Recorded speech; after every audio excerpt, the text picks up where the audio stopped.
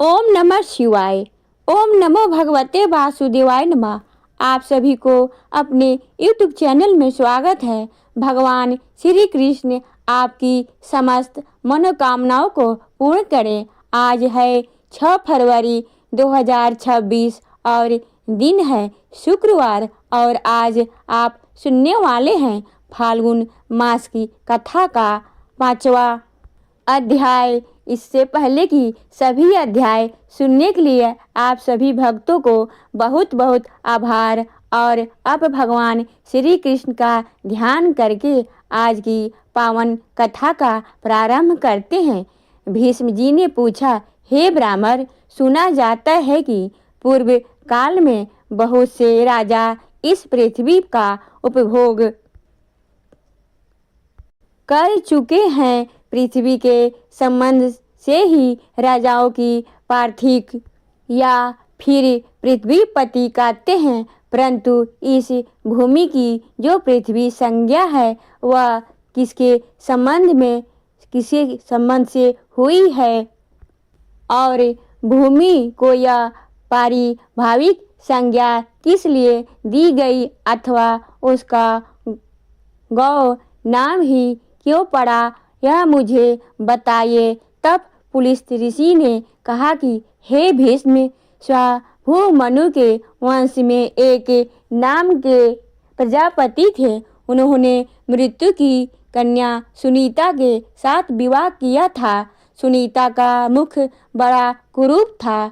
उससे बेन नामक पुत्र हुआ जो कि सदा अधर्म में ही लगा रहता था। वह लोगों की बुराई करता और पराई स्त्रियों को हड़प लेता था।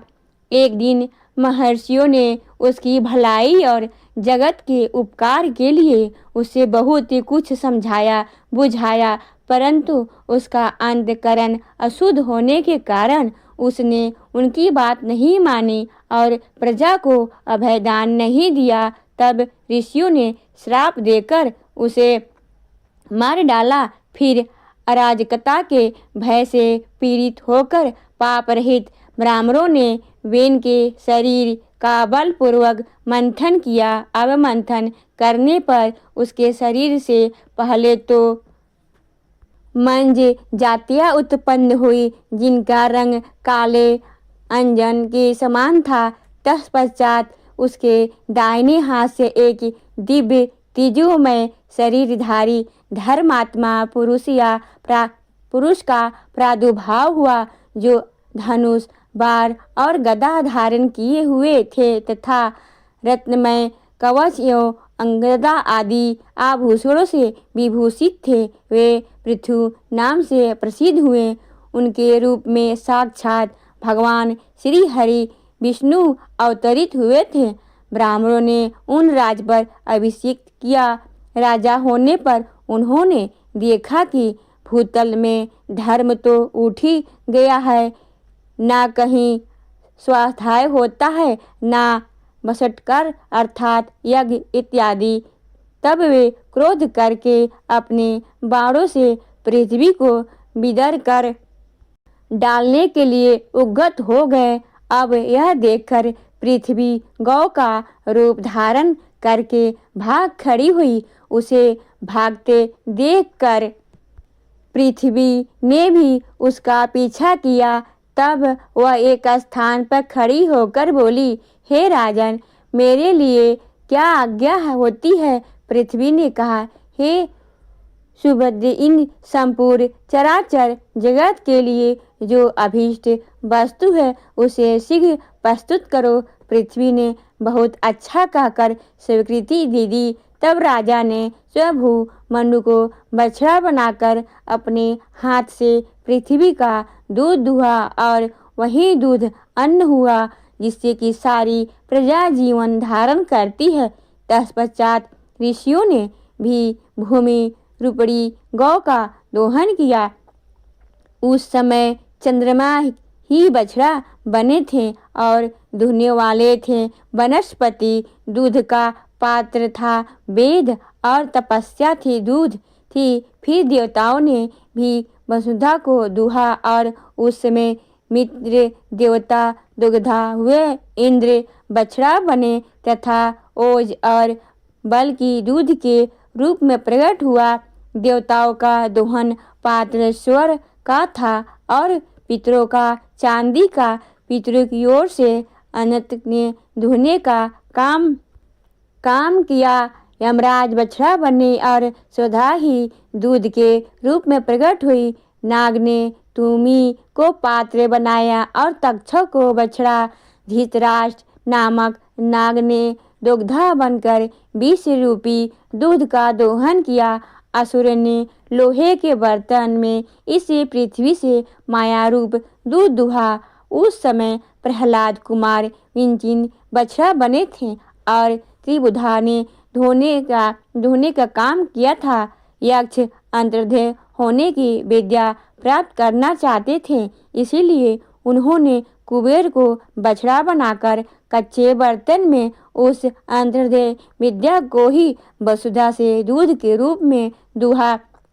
गंधर्वों और अप्सराओं ने चित्ररथ को बछड़ा बनाकर कमल के पत्ते में पृथ्वी से सुगंधों का दोहन किया। उनकी ओर से अर्थवेद के परागामी विद्वान सुरुचि ने दूध दुहने का काम किया था। इस प्रकार दूसरे लोगों ने भी अपनी अपनी रुचि के अनुसार पृथ्वी से आयु, धन और दूध का दोहन किया। राजा पृथ्वी के शासन काल में और कोई भी मनुष्य नहीं दरिद्र था, न रोगी, न निर्धन था, न पापी तथा न कोई उपद्रव था और न ही कोई पीड़ा। सब सदा प्रसन्न रहते थे और किसी को दुख या फिर शोक नहीं था।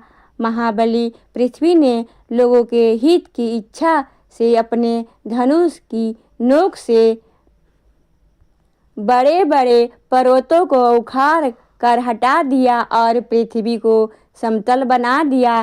पृथ्वी के राज्य में गांव बसाने का, किले बनवाने का आवश्यकता नहीं थी। किसी को शस्त्र धारण करने का भी कोई प्रयोजन नहीं था। मनुष्य को विनाश एवं वैभव का दुख नहीं देखना पड़ा था। अर्थशास्त्र में किसी का आदर नहीं था। सब लोग धर्म में ही संलग्न रहते थे। इस प्रकार मैंने तुमसे पृथ्वी के दौरान के पात्रों का वर्णन किया तथा जैसा जैसा दुग्ध दुहा गया था वह भी बता दिया। राजा पृथु बड़े विप्र थे जिनकी तेजी संध थी, उसी के अनुसार उन्होंने सबको दूध प्रदान किया। यह प्रसंग यज्ञ और श्राद्ध सभी अवसरों पर सुनाने के योग्य है, इसे मैंने तुम्हें सुना दिया। यह भूमि धर्मात्मा पृथ्वी की कन्या मानी गई और इसी से विद्वान पुरुष पृथ्वी का कर इसकी स्तुति करते हैं। भीष्म जी ने कहा, हे ब्राह्मण, आप तो तत्व के ज्ञाता हैं। अब क्रमशः सूर्य वंश और चंद्र वंश का पूरा एक स्वार्थ वर्णन कीजिए। पुलस्त जी ने कहा, हे राजन, पूर्व काल में कश्यप जी से अतिथि के गर्भ से विवस्वान नामक पुत्र हुए। विवस्वान की 3 स्त्रियां थी, संज्ञा, रागी और प्रभा। रागी ने रेवत नामक पुत्र उत्पन्न किया। प्रभा से प्रभात की उत्पत्ति हुई।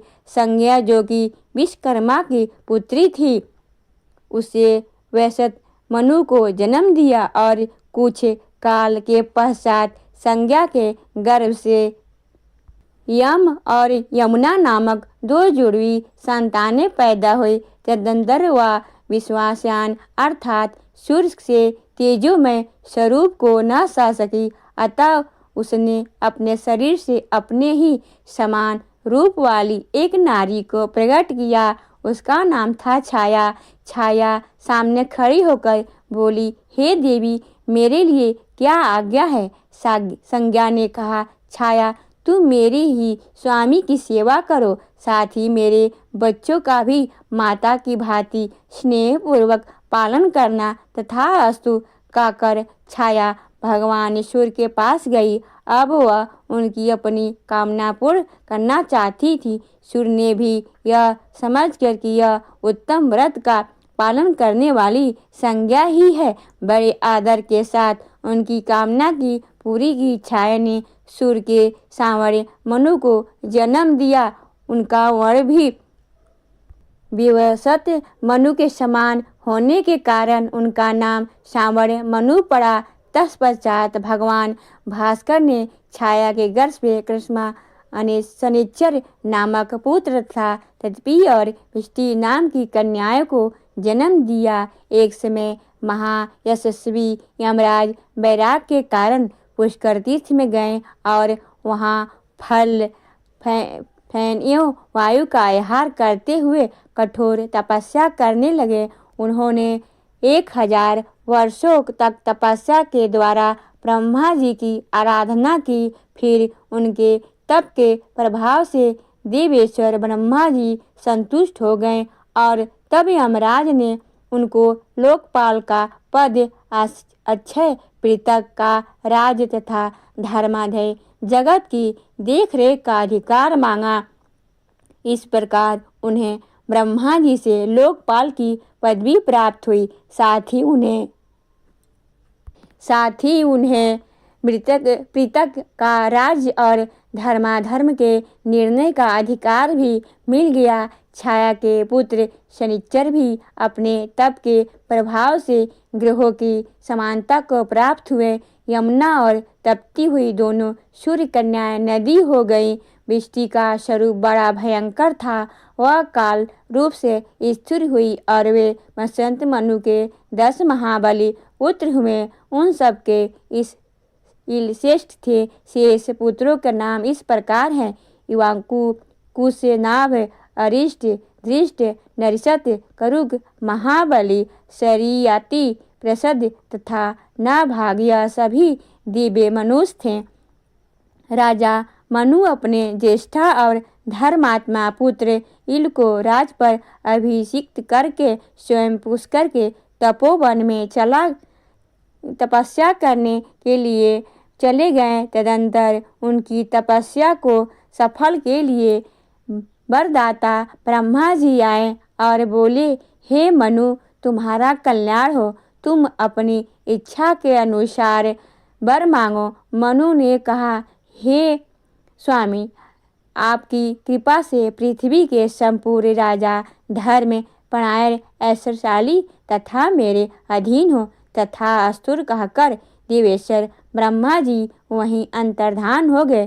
तदंतर मनु ने अपनी राजधानी में जाकर पूर्ववत रहने लगे। इसके बाद राजा इल अर्थ सिद्धि के लिए इस भूमंडल पर विचरने लगे। वे संपूर्ण द्वीपों के में घूम घूम कर वहाँ के राजाओं को अपने वश में करते थे। एक दिन प्रतापी इल रथ में बैठकर भगवान शंकर के महान उपवन में गए, जो कल्प वृक्ष की लताओं से व्याप्त तथा एवं दत्सरण के नाम से प्रसिद्ध था। उसमें देवाधिदेव चंद्रशेखर भगवान शिव पार्वती जी के साथ क्रीड़ा करते हैं। पूर्व काल में महादेव जी ने उमा के साथ स्वर्ण के भीतर प्रतिज्ञा पूर्वक यह बात कही थी कि पुरुष नामधारी जो कोई भी जीव हमारे वन में जाएगा वह इस 10 योजन के घेरे में